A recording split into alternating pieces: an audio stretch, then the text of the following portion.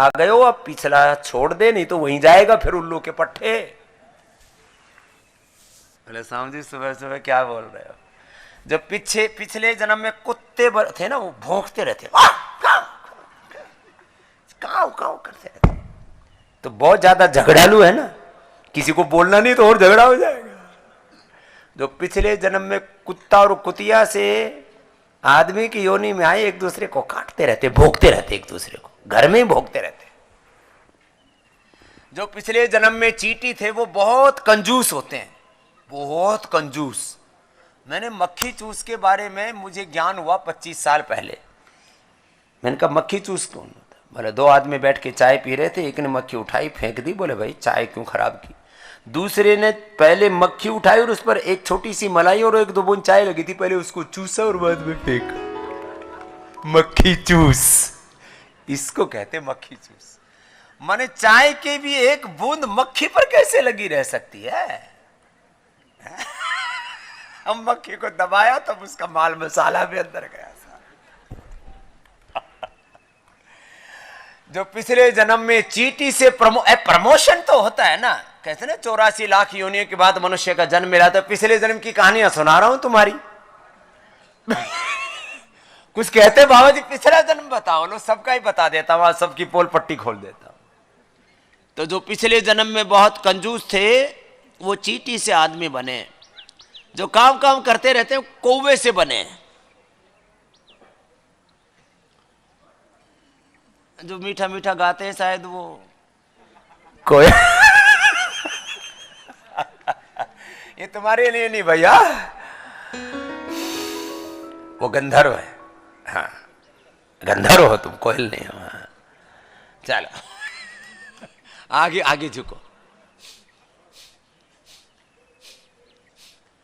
और जो एक दूसरे में सींग उलझाते रहते हैं वो झोटे से बने हैं। एक दूसरे के ऐसे सींग मारते रहते हैं। पिछले जन्म के भैंसा, अब तो सुधर जा। एक दूसरे में सींग उलझाते रहेंगे। भैंसे से आदमी बन गए, पिछले जन्म की आदत छोड़ी नहीं। और जो सारे संसार के विरोधी के विरोध के बावजूद भी आगे बढ़ते रहते हैं ना, बोले ये आदमी भाई पक्का है। हाथी चलता रहता और कुत्ते भौंकते रहते हैं। तो कुछ ना कुछ तो मामला है पिछले जन्म का, बहुत गहरा है। अलग अलग प्रकार के तुम्हारे सारे जीव जंतुओं के स्वभाव तुम में हैं। मंडू का आसन करो, योग मुद्रा आसन करो। आसन करते करते तुम्हारे पूर्व योनि की स्मृति दिला रहा हूं भाई। वहां से तुम आदमी बन गए प्रमोट होकर के, अब पिछली बातें छोड़ो।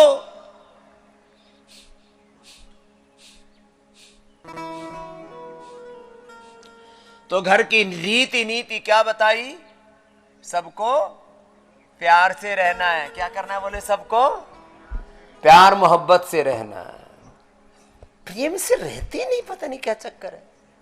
कुंबे में बापू इधर जा रहा है, मैया इधर जा रही है, भैया पीछे की तरफ, बहन जी आगे की तरफ, मैदान खाली है।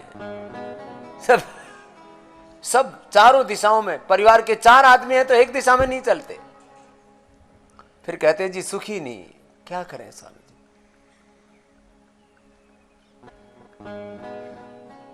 सुख के लिए प्रीति चाहिए। क्या चाहिए बोलो? प्रीति। 2.5 अक्षर प्रेम के पढ़े सो पंडित होय, पोथी पढ़ पढ़ जगमुआ पंडित भया न कोई। प्रेम से रहो, प्रीति पूर्वक रहना इस घर में। छोटे बड़े ख्याल रखना है, मर्यादा में जीना है, मर्यादा में जीना है। बोलो मर्यादा पुरुषोत्तम सियावर रामचंद्र की, योगेश्वर श्री कृष्ण चंद्र की जय, पवन सुत हनुमान की जय। हर हर महादेव की तरह जियो, भगवान राम और कृष्ण की तरह जियो। अपने पूर्वजों की भांति जियो। मैं कहता हूं हमारा जीवन कैसा हो अपने पूर्वजों। अब 14 वर्ष का वनवास, अब जो भी था, अब घर में फूट पड़े, एक दूसरे से प्रीति ना करे तो फिर गड़बड़ हो जाता है ना। फिर भी प्रीति थी, इसलिए 14 वर्ष का वनवास कट गया। यहां तो 14 दिन का भी ना कटे, 14 दिन भी कष्ट में रहना पड़े ना, तो आदमी तड़फने बिलखने लगता है। और भगवान राम जी ने कहते परात्पर ब्रह्म के अवतार भी होकर के कितने दिन काट लिए? 14 वर्ष। माता सीता ने भी कितने दिन काट लिए? 14 वर्ष। और सीता जी को वनवास थोड़ी हुआ था, वो तो राम के प्रेम में चली गई। अच्छा, वनवास राम जी को हुआ था कि सीता जी को? लक्ष्मण जी को हुआ था, वो क्यों चले गए? वो सेवा में चले गए। भरत जी को क्यों रहना पड़ा? अलग अलग इसके महिमा है। मैं कोई भाई कथाकार तो हूं नहीं, लेकिन भाई अयोध्या वासियों को भी तो संभालना था। भरत जी तो पीछे पीछे आ ही रहे थे। खड़ाऊ पर पूरी दुनिया के इतिहास में भारतीय एक पहला देश है जहां पर खड़ाऊ ने 14 साल राज किया, सिंहासन पर खाली था। और बाकी दुनिया में देखो, बाप को जेल में डाल दिया, भाई का सिर कतर कर दिया, फिर सिंहासन पर बैठा। बोले बादशाह ने, बादशाह थे, बादशाह का कातिल था, क्रूर था, जाहिल था। ये बादशाह था, औरंगजेब बादशाह था। बापू को जेल में डाल दिया, भाई का सिर कलम कर दिया और चारों तरफ नुमाइश लगाई उसकी, और फिर सिंहासन पर बैठा। वो जाहिल था, वो क्रूर था, वो राक्षस था, वो नराधम था, पिशाच था। ऐसा काम कोई आदमी कर सकता है? लेकिन बाप कौन सा कम था? वो भी उत्पना करता था। मामला गड़बड़ा है, इसलिए सीख लो अपने पुरखों से। हमारा जीवन कैसा हो, अपने पूर्वजों जैसा हो। और सीख दो तरह से, कुछ ने गलतियां भी की, उनसे भी सीख लेना। कुछ ने अपनी मर्यादा को छोड़ा नहीं, तोड़ा नहीं।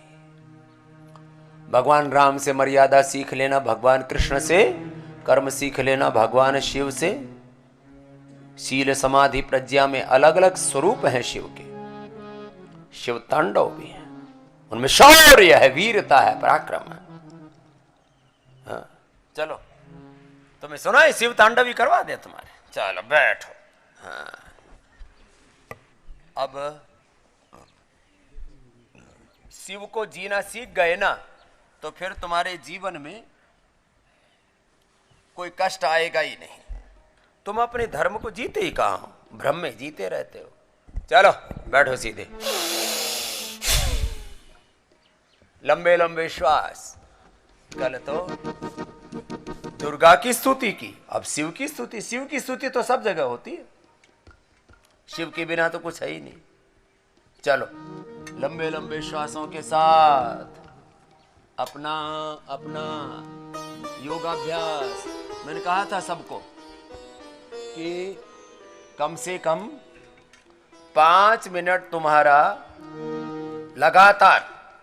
चलो भाई, आजकल ये सब बच्चों को ना रैप स्टाइल में गाने बड़े पसंद है, और ये दुर्गा की स्तुति हो या शंकर की स्तुति हो, सब रैप स्टाइल में ही है। चलो, लेकिन तुम उसमें प्रणाम भी तो करो। नवरात्र है, आनंद करो, उत्सव है, जीवन को उत्सव बनाओ उत्साह से।